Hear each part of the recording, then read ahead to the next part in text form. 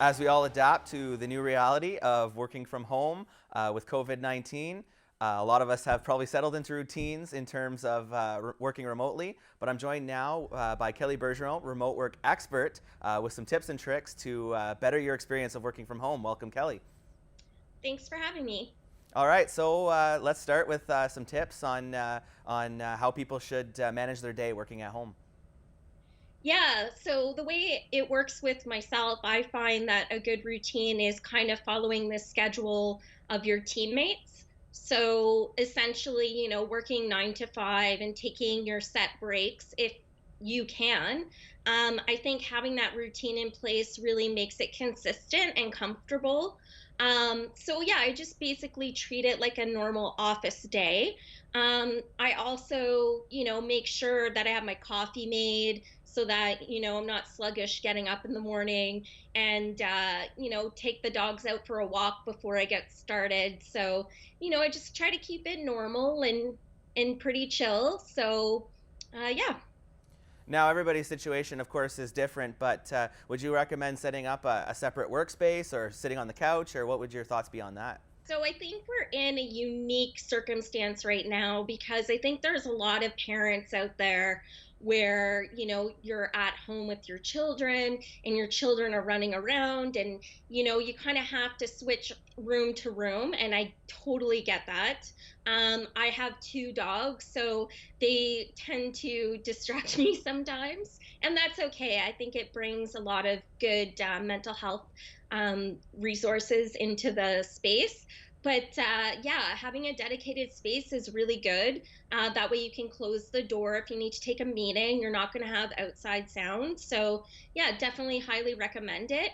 And I noticed that a lot of different companies are now making these sort of office pods. So with remote work kind of coming into play in major cities all over the world, people might not have the space in their house to have an office. So some companies have put together these tiny little office pods that you can assemble and kind of put in your backyard, which is really unique. But yeah, you can check that out.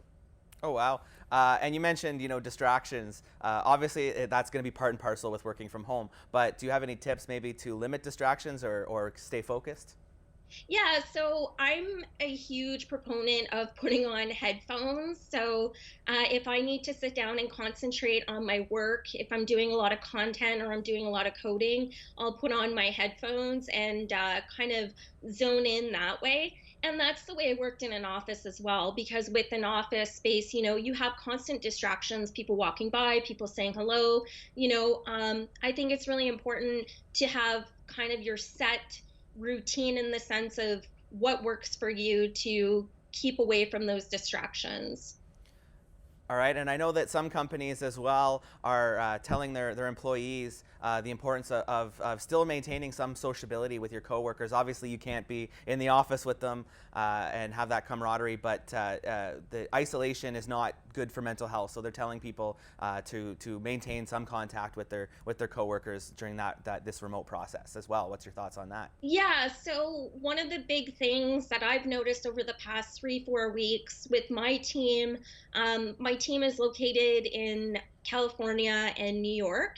So we've been checking in on each other every week, and we just kind of do a social half hour of making sure that everyone's feeling good. If anyone is struggling with their workload or just can't concentrate, I mean, we're in a really unique situation right now, and I feel like a lot of people understand there are going to be some mental health repercussions throughout, the next couple of months. So I think it's important to use, Skype.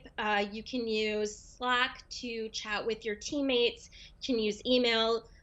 People use Google Hangouts and Zoom. So yeah, definitely use those digital tools to keep connected with your teammates. And just finally, you were a big proponent of remote work, especially within the city of Cornwall, bringing some remote jobs to the city. What do you think this whole experience, once we're clear of the tunnel, what do you think this experience is going to bring for that in terms of people being used to remote work and maybe making it a new norm? Yeah, I think the irony isn't lost on me that I've been talking about this for a couple months pretty loudly and have been, promoting it within the city. I see there's a lot of opportunities out there already. And I think that we have an opportunity to leverage this kind of pilot project of remote work and say, hey, does everyone need to be in an office space in a really expensive city? And the answer is probably no. You can still get a lot of work done off site. And I think that's what a lot of companies are realizing right now is that if they can show that remote work is working outside of the major kind of cosmopolitan cities, then why not stick with that and save on office space and save money in paying people to live in these really expensive cities? Absolutely. On that note, Kelly, I'd like to thank you very much for joining me for this very enlightening discussion, and hopefully people at home have found some new tips and tricks to help their remote working days go a lot more smooth. So thank you very much. Thanks a lot, Gabe. Have a good one.